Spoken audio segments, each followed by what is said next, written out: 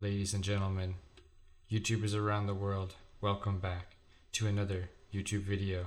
I am your host, Nasty888, and today I have a very interesting game for you guys. It is a casted game, and it's not going to be one of my games, in fact. It is going to be by someone who is arguably quite a bit better than me in FFAs. His name, as you probably already know, is on the bottom of your screen right now. It is Corvinus1. This was a game I saw on his stream, and it was a very interesting game to watch, so I thought we'd try this out again, guys. I know you guys were asking for more casted games, so here's one of them. Now, when I load this replay, I've tried it a couple times already. I've been having some kind of issue where my mouse keeps flying off the edge of the screen here. But if it does it again, we're just going to go ahead and we're going to go straight into the spectator camera and watch it from Corvinus's perspective because yeah, I don't know what's going on. I can't use the free camera in this replay for whatever reason. It seems to be bugging out. But let's go ahead and watch things from his perspective. We're going to speed things up a little bit here. We can even go ahead and look at the whole map. We've got a land mega random map, it looks like. We have some challenges associated with this particular... before we get into that, Corvinus is pulling the boar onto the yellow player here, trying to pick off his vills. But unfortunately, it looks like the king has aggroed the boar, so that's not going to be working out this time for Corvinus. Very well played, though. Nice attempt. Now, we have a couple challenges going on here in this game, which is part of the reason we found it so interesting to cast. And I'll just go ahead and just tell you right now what's going to be going on here. So, Corvinus is only going to make one town center, I believe, the entire game. And the second thing is he's not going to make a single farm. He's going to try to play the game without extra town centers, without any farms. And we're going to see what happens. And he's playing Byzantine and he's in the middle of the map. So this is already a huge uphill battle, I believe. Like for me, I would never expect I'd have a chance in a game like this. But Corvinus is the best of the best. So maybe he can make something happen here. At least maybe he can take somebody out at the very least, right? You would think. So he's going to be starting up with his cistern here. But let's take a look at our other players. We've got some gamers in this lobby, I believe. I don't really actually recognize any of these people from other games that I've played, but sometimes you don't. Sometimes you just get a bunch of guys who you've never played with before, or maybe you don't recognize the names, because there's a lot of people out there that play this game, right? It's a popular one. I'm happy with the number of people still playing FFA, still enjoying it. I was a little bit worried that it wouldn't last too long. The queue times would take forever, but we still have games after over a year of this FFA feature, right? I think it's been over a year now, or maybe about a year. In any case, it's been awesome. We still got plenty of active players in the community. We've got Corvinus with a scout here hoarding all these sheep. He's getting quite a few sheep here, it looks like. We're gonna go ahead and speed things up because not much is happening, right? We're just chilling here gathering sheep. Let's see if there's any action. If not sure we'll be able to check on the action if there is any. We could try to. Maybe we'll keep that off. Keep the flag of war off here and see if anything happens that we want to check out on this map. But we see Corvinus is actually aging up now, and he's using the hippodrome, which is kind of crazy, because the hippodrome, obviously you're going to need a lot of food, right, to support a cavalry composition. But if you are only doing a single town center build, and you are, not on water, then I don't think I would ever consider making the hippodrome in that kind of a situation, right? Like, I mean, I would want at least 3 town centers, I think, personally. I would want to be playing greedy. I think my last game where I made the hippodrome, it was an accident, in fact, and I ended up going triple town center. But the thing about that game was I also got a free kill for some reason in the beginning of the game, I believe. So that kind of made up for the fact that I was, playing so greedy. Alright, so we see the board going down.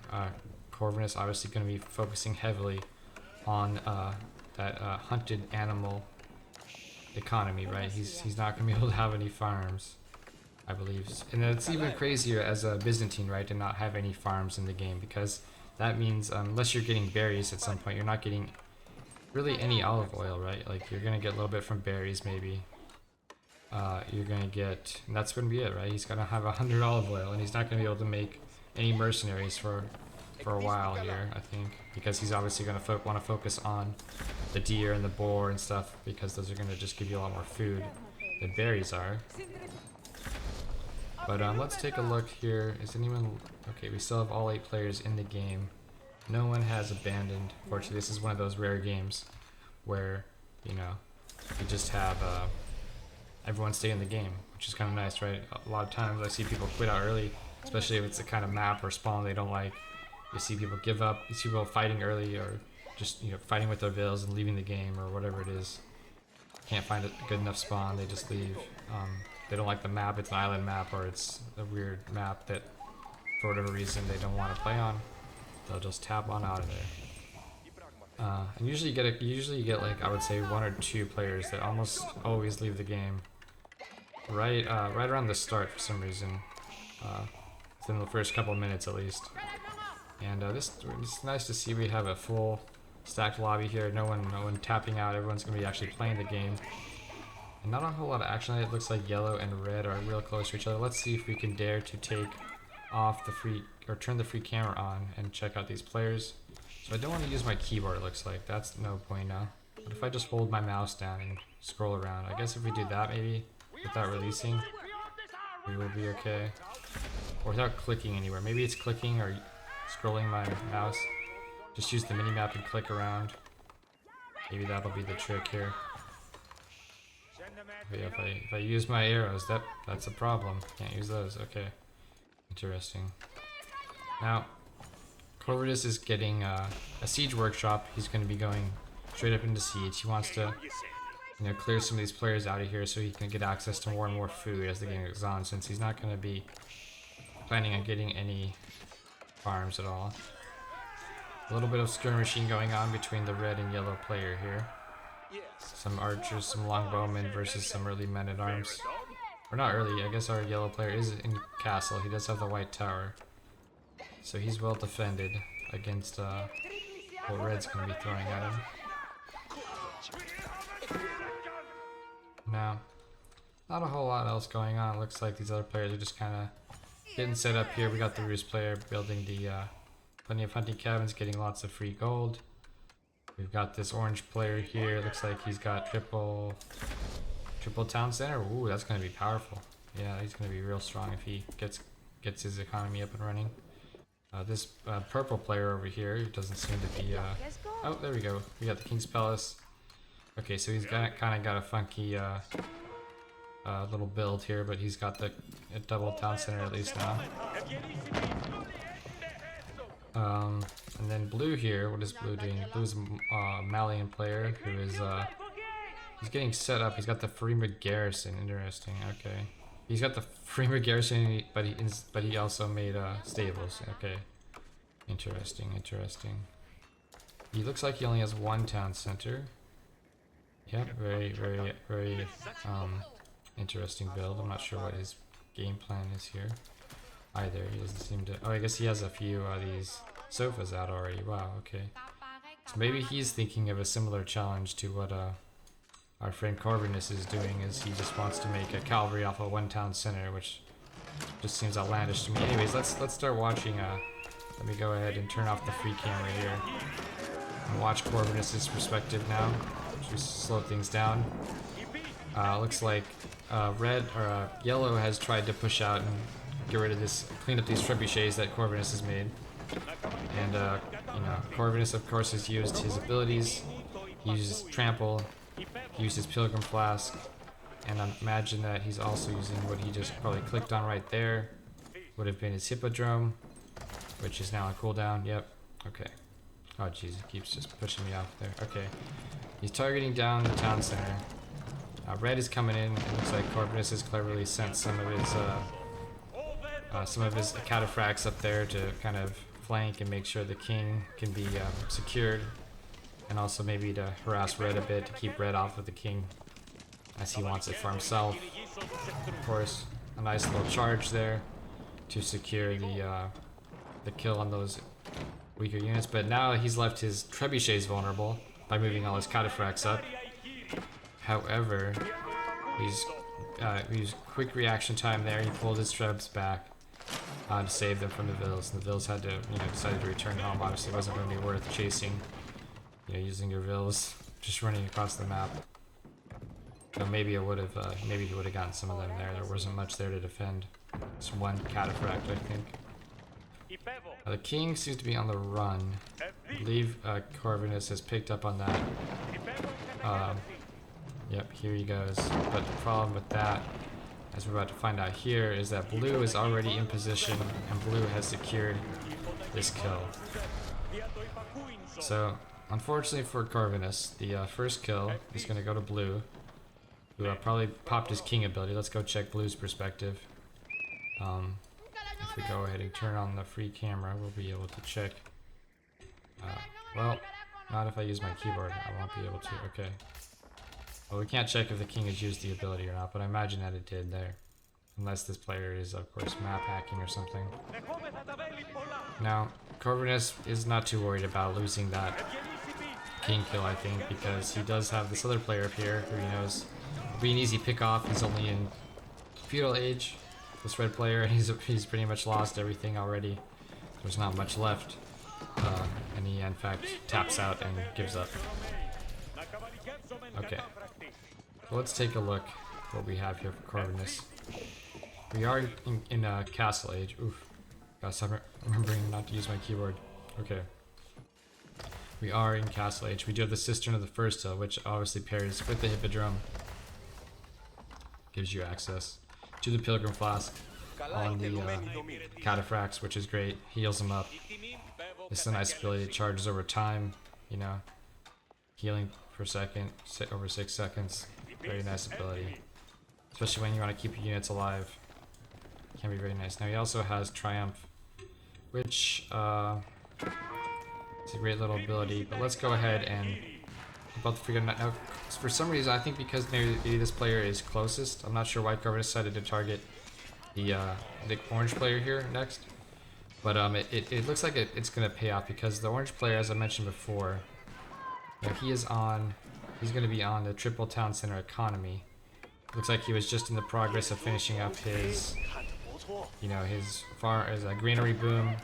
And he didn't quite have many units out yet, so Corvinus is going to be coming in here and shutting down his eco, which is going to be very important in this game. I think probably a very key decision here to target orange, because there was purple over here is also alone in the other corner, but I don't think he was booming as hard as orange was. So it's really good that Corvinus decided to come in here on orange and just shut down this player, because I think he was about to go out of control, right? Like, if he'd been given a couple more minutes, I think he would have had a huge economy, and he would have just made a bunch of units, and it would have been very difficult for Corvinus to fight him, given the constraints of this challenge especially. But it looks like Corvinus is going to pick off the orange player, so he's going to have the first 2 kills of the game, which is great on one hand. Of course, it's amazing to get 2 kills pretty early in the game, but it also paints a huge target on your back. So we're going to see if that's going to factor in here. We've got 3 players eliminated, pretty much all of them by Corvinus. Well, one king obviously didn't make it through for him, but regardless, let's take a look now at the whole map. Are any other of the players fighting? Let's take a look here. Pink, maybe he's had some skirmishes with blue or green, I'm not sure. Everyone's making cavalry down here. It looks like green is... Yeah, I don't know what green is been doing here. It's a very odd spot for English just to even create a base with all these farms. It just doesn't make a whole lot of sense. Nothing's walled in here. Very susceptible to cavalry, which is what every other player in the game is making. So that's gonna be a tough one, guys. I don't know what green's gonna do when someone attacks him. This just does not seem like a great situation to be in with, especially with only five spearmen here. Corvinus' army's getting stuck here, but I imagine that green will be the next target. But he also needs to worry about purple. I think purple's been sitting back here. And you can see right now purple by far has the highest score in the game. He's going to be, just sitting back in the corner boomer, as they say, but it doesn't look like, oh gosh, he's actually made 4 blacksmiths. So he's going insane in this corner. He's the only one in age 4 currently. He does have the Wingard Palace. He's not utilizing it yet, which is a little bit strange, so I'm not sure why he made it. Some units just derping and chilling around. Yeah, I don't know if this player really knows what he's doing. I gotta be honest on that one. Might be a huge boon to Corvinus, because if he did, I think this would be quite a struggle here. Now, let's see how many relics does that Corvinus have. Right. He's got 2 relics in the bank. Maybe there's some other ones around. Who else has relics? Do any of these other players, they secured relics? I know blue went cast ready break, so okay, yeah, he did get 1 relic. Only 1. There are no OT players in this lobby, so no one snatched them up too quickly, it seems. Green, nope, he doesn't have any. Does purple have any now? Let's take a look. Purple picked up 1 at least. 2? Okay, 2 for purple. That should be it. There's only maybe 6, maybe 5 relics on this map. Is that right? Oh, I guess 3 for Corvinus here. He's got 1 out. Yeah. So not too many relics. Very small relic map, and so yeah, limited resources, but obviously the food in the middle is very nice. Corvinus's food economy has seen better days, as you can see here. Only 600 or so food per minute. Now, he's been able to, I think, get away with that, partly because of just the situation, the luck that. So a lot of it was luck, obviously, where he fought, but also a lot of it is skill, right? Using these, he's only made a few cataphracts off of his hippodrome. He doesn't have multiple stables. He just has the 1, I think. And he's been able to keep most of them alive through the use of the Pilgrim Flask, and now probably through the use of this monk here that's healing them up. So it's been a really impressive game so far from him. I'm actually kind of reevaluating the cataphract after watching some of this. He obviously he's used it really well. The trample has been phenomenal. The flasks, and as well as this ability here, which is going to increase their cavalry damage, movement speed, and health regeneration as well. So you can stack them up to 45. It looks like they're fully capped right now, so you should probably consider using them if he wants to, make use of this ability. But it's going to increase their damage for quite a while, right? I think it's going to last, all 45 seconds. So he should be able to get a full use of that in here. So we'll see in this next fight. He's starting to create some defenses. As you can see, still only 1 town center, so we're only 102 supply, 72 eco. We haven't lost any villas yet, really. We haven't been harassed much, which is good for Corvinus. Obviously essential, right? Because if you only have 1 town center, rebuilding your villas isn't going to be very good. He's getting some nice keeps up here, getting the emplacements. Well, no, he's not getting any emplacements just yet, but looks like Pink has decided it's time to fight. He does have a decent army, but Green obviously defending with a Berkshire and a lot of longbows and even some crossbows here. He even has some spears. Yeah, it looks like Green is going to be just fine with Pink's attack here. No problems, cleaned it right up. Pink, I don't know what Pink is doing, man. I gotta say, sometimes you get these FFA lobbies, and people, this is just a bizarre game. Like these are cavalry units, right? So if he saw this fight, it's like, okay, I can't take that. Obviously, he could have just retreated, right? Instead, he threw all of his cavalry away, and got no use out of them from it. So just a very strange decision there. But now, Corvinus, he's gone into the War Elephant. So his mercenary house, he's gone into the first contract, which gives him access to the Tower Elephant. So I guess, I'm not sure why he wanted this, but it's a nice unit, of course, to have. I'm sure very tanky, effective against cavalry, can smash through walls and buildings. Just a very tanky unit. Of course, the War Elephant's a great unit, so he's got a couple of them out now. He has mined or harvested a bit of berries, so he does have a little bit of olive oil that's allowed him to pull out a couple of elephants now. It looks like he's getting ready to gear up, ready to go, heading over towards green. Here we go. Let's shift into this perspective. He does see the Berkshire. When I saw him do this, actually, my first reaction was, "Really, dude? You're gonna fight straight up into a Berkshire with this?" I wasn't factoring in the trebuchet damage, of course. But what shocked me even more than him just deciding to fight this here was that he just skips the Berkshire and targets straight onto the town center. To me, that seems kind of risky. First of all, like, the king can just instantly travel, like, right, there's no tile space in between here. He can instantly travel into the Berkshire if he wants, but I guess Corvinus just, has an intuition about these things. Maybe or just, it does happen a lot where players will forget about the king, and it does pay out for him here. So you can see the player was too distracted with the fight, he forgot about his king, and Corvinus just rolled right in and just was able to completely skip the Berkshire. And just take the player right out. So very easy kill there. He is up to 3 kills now, but you can see his population is as much to be desired, right, for having 3 kills. However, he does have the elite army, the cataphracts, the 27 cataphracts.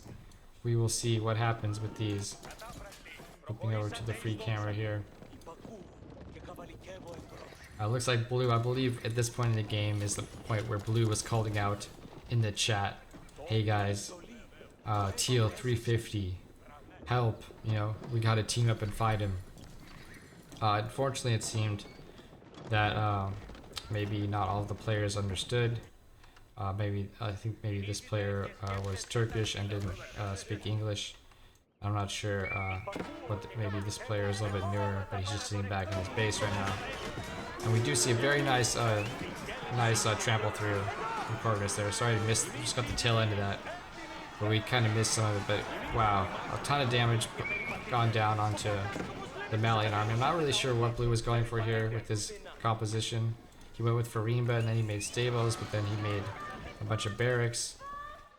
He did go into Imperial Age, so he did have that for him, but obviously his whole army has been completely decimated by Corvinus's. So yeah, guys, that's just shows you the power of these the cataphracts. With all these 3 unique abilities, I'm sure that he's used his I'm sure he activated his triumph for this fight. In fact, it's still activated, I believe. That's why it's not showing a cooldown there. It should still have access, so I don't know where you check. Oh, here we go.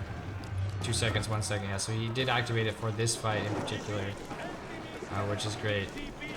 And it really helped come through for him. You can see, there was just nothing to be done here. Even though Corvinus's military was only about 70 supply, having all these amazing cataphracts just really decimated this player. And a couple of let's not discount a couple of war elephants as well. They really cleaned up here. So amazing work once again. Now we're gonna see something interesting here now. Finally, purple has woken up, and he has realized, and pink as well, that the teal player is a threat. He just killed a player in the side of the map, in the corner. Let's take a look at Corvinus's panic perspective here. Not panicked, just sending his units back, sending one little monk with a relic into the keep. I would have probably just sent it right here on this side and casted the spell instantly instead of putting it in, but he did a funny little trick here with his vills. So let's pause right here. Talk about this. So he pulled you saw a few vills came here to attack. He had a few vills around, and he used them to body block for the monk. It was an amazing use of the vills there, and that worked. And basically, at the last possible second, it actually succeeded. So it was successful. Even though these units are neutral, I'm going to talk. If you haven't seen this before, it's just because they go neutral, I believe, when the supply cap is going to be exceeded. You won't actually get the units, so they all went neutral. But the Wolo just barely went off before the monk was killed, And it looks like the king is now trapped for the English player, and it's really funny actually. So the king goes down. Now Corvinus actually has a bunch of units here, body blocking for and covering this keep. You know, it's like he doesn't really even need it. He has half of a wall around it already, and it's a lot harder to actually kill this wall of units than it is like an actual wall, right? Like this is a pain to deal with. So this is just amazing. This went really well for Corvinus. He got really lucky with that wall low. If that had failed there, I don't know. It might have been yikes. If he'd killed a monk, you know, that might have been the end for his king. He could have. He would have definitely have moved the king over to like the other, or to try to, right? Like there were units like in between here, so he probably could have sent some around. I'm sure he could have found a way to juke with his king, maybe make a second monk in time, but it was going to be a close one. Definitely. I definitely wonder if he would have lost his king and lost the game if that wall low hadn't gone off. That was a very clutch one. It would have been even more amazing, of course, for him if he had had some extra supply, you know, some extra houses built, and he would have actually claimed all these, you know, 29 knights and 23 elite horsemen here. That would have been something, I will say. Now, anyways, back to the game. So Corvinus is identified now that there's 2 players left. Neither of them have any kills, right? We don't believe either player has picked up a kill yet. And yeah, in fact, because Corvinus has been involved with every single kill this game, there's only 1 king he missed because it was sniped by another player at the last second. But he's identified that purple's now weak, right? Because he lost his entire cavalry army in an instant like that. He doesn't consider purple to be much of a threat. Pink is the bigger threat now because pink hasn't lost as much recently. But you know, of course, you know, Corvinus is funny enough, even though these players, you know, he has a huge supply advantage. In theory, he doesn't really have a supply advantage in reality, right? He's still keeping under 200 supply, and now that he's picked up the 5th kill of the game, I believe it is. Yeah, 5th kill, but really 6th if we discount that one lost king. He just killed every player in this lobby so far. He's one left to go, and things aren't looking very good for purple, right? Because purple lost his whole army. He's currently almost maxed out. So you know, I mean, if I ever looking at these 2 players and I didn't know who they were or whatever, I might say it might be not the worst situation for purple, and you know, he have a chance before teal gets his you know, supply maxed out or above 200 if he doesn't give him any time. But of course, we already know that Corvinus is an incredibly amazing player. His army is very, very strong, and our opponent, last remaining opponent, isn't very strong, right? Based on what we've seen so far. So yeah, guys, that is really interesting. So let's take a look here now at Corvinus's situation. So he has gone up above 200 now. So I was kind of hoping when I was watching this game live, actually, that he would also add in another challenge and keeping it, you know, without using the king advantage of having more supply. I was kind of crossing my fingers and hoping there would be even another part of the challenge. But I guess that wasn't part of it, or he didn't think it was, or he didn't notice that it should be, or think that it should be. But maybe. But I think he could easily have won this game, even if he decided to do that, which I think would have made the challenge even more interesting. I mean, it's already hard enough though, right? We've got you know, 1 TC still, no extra town centers built. Despite the supply, we've got no farms being built. We're still, you know, just harvesting. We have 13 workers on food here, and man, you can really just get some value. This is some insane value, right? You can get some insane value off of a cataphract when you go with these landmarks. It's amazing. Very impressive to see. So let's see, now we should have the final fight soon. I imagine this is going to be it when Corvinus comes through here. Let's see how it goes. We've got a bunch of trebuchets. Okay, we got oh, nice unit attempted flank. Okay, this player may be a little bit better than I give him credit for. He knows how to flank at least, or at least he knows how to attempt a flank by attacking from the side. Now, he didn't have anything to distract Corvinus on the other side, unfortunately. But we do actually see now in Corvinus's base there is a snipe attempt. However, like I mentioned before, there's units here in the way. These units are actually getting stuck because he's not running them past the keep. He's just kind of getting jammed up here. And there's 3 keeps here. They're all, you know, 2 of the 3 have full emplacements. So our purple player is going to tap out, and that's going to be the end of the game, guys. So I hope you enjoyed this cast of Corvinus 1's game. It was amazing, an amazing game. And I might end up casting some more games of his because he's actually one of the people that I do watch. He's probably one of the only people I watch actually in FFAs these days, because no one else. Aussie Drongo's not doing really any cast outside of the Outback Octagon, it seems like, and then I guess there's some beastie casts from time to time, but they're usually some goofy games like gold players or platinum players or whatever. But yeah, I just watch Corvinus's streams sometimes, and you know, he's the best that there is in the on the ladder, at least. So it's pretty nice to watch. You can definitely learn a lot from him as well if you guys are interested. I'm sure all of you guys already, you know, if you're watching me, you probably already watch him. But hope you guys enjoyed the cast. You know, we'll catch you in the next one. Peace out.